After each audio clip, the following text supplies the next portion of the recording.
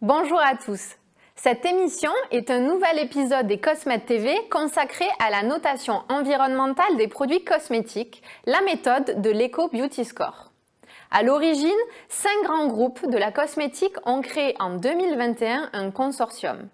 Leur objectif, apporter une réponse à l'exigence croissante des consommateurs en matière de transparence concernant l'impact environnemental des produits cosmétiques.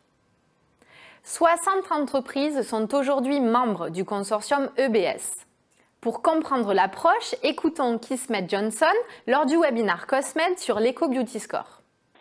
Donc, les membres du consortium sont divisés dans l'accord entre les corporate members et les associate members. Les corporate members, ce sont les fabricants de produits cosmétiques finis ou ceux qui commercialisent des produits cosmétiques finis sous leur propre marque. Ensuite, en plus de ces sociétés, il y a aussi des associate members qui sont les associations professionnelles qui représentent donc les fabricants de produits cosmétiques finis, mais pas seulement, aussi les fournisseurs de matières premières, les distributeurs, les détaillants et les consommateurs. Donc, le consortium a la structure, l'organisation du consortium suit la structure suivante, c'est-à-dire qu'il y a donc les corporate et les associate members, et sous les corporate members, il y a les general corporate members et les full corporate members. La même subdivision se retrouve chez les associate members. Et à chaque catégorie correspond une participation différente.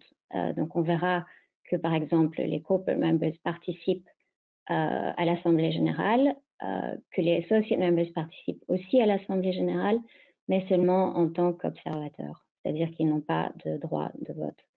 Les membres travaillent au développement d'une méthode d'évaluation et d'un système de notation de l'impact environnemental des produits.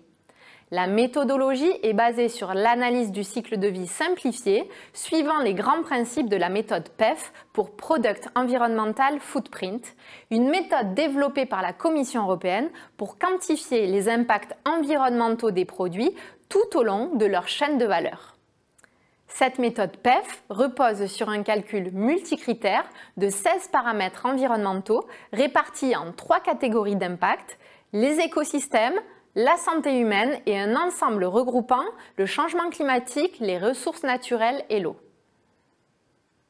L'évaluation porte donc uniquement sur les impacts environnementaux des produits, les impacts sociaux et sociétaux ne sont pas considérés à ce stade. L'outil permettra à terme de donner une notation par catégorie de produits ayant la même fonction. Aujourd'hui, 30 catégories de produits ont été définies. Par exemple, un shampoing solide sera évalué comme un shampoing liquide. Pour tous les produits rincés, une pondération de l'usage par catégorie sera réalisée de manière à neutraliser son impact et ainsi permettre aux consommateurs une comparaison pertinente. La méthode devrait être validée par un panel d'experts externes. L'affichage packaging est envisagé pour 2024. À nouveau, quelle que soit la méthode, le challenge restera la génération des données environnementales et la disponibilité de ces données. En effet, la solution EBS mettra à profit les développements internes de ses membres ainsi que les travaux de Spice, un outil à l'initiative de L'Oréal et Quantis, permettant de calculer l'impact environnemental des emballages. Au vu des investissements importants que cela représente, la question des conditions d'accessibilité de ces données, même pour les petites entreprises, se pose. Diane Botta a apporté des premiers éléments de réponse lors du webinaire Cosmed. Pour mettre en place cet outil, il y aura besoin de créer, comme le disait Laura, des bases de données qui ne sont pas forcément existantes aujourd'hui. Et parce qu'une méthodologie telle que celle dont nous parlons aura besoin de vivre, il y aura des frais à prévoir, des coûts de maintenance à prévoir tout au long de la vie de l'outil.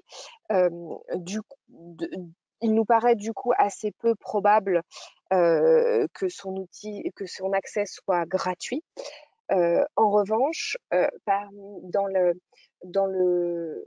l'initiative du consortium, l'outil doit être accessible et donc l'ensemble des coûts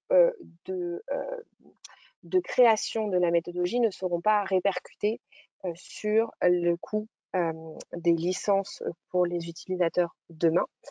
Ce sont des sujets qui sont en cours de discussion et qui dépendront aussi, et comme le disait Kismet, de la volonté des régulateurs d'avoir des standards. Et s'ils souhaitent faire de ces standards, généralement, ils souhaitent que ces standards soient avec un accès gratuit. Donc, c'est des questions qui sont en discussion aujourd'hui. Cosmed, membre associé du consortium, participe en tant qu'observateur au groupe de travail de BS, ce qui lui permet de mieux informer les entreprises et de rester vigilant à la justesse de la notation environnementale, à l'accessibilité des données et à l'indépendance des entreprises cosmétiques vis-à-vis du fournisseur de données. Pour toute information, vous pouvez contacter le service Cosmed Environnement. Merci pour votre écoute et à bientôt pour un prochain Cosmed TV.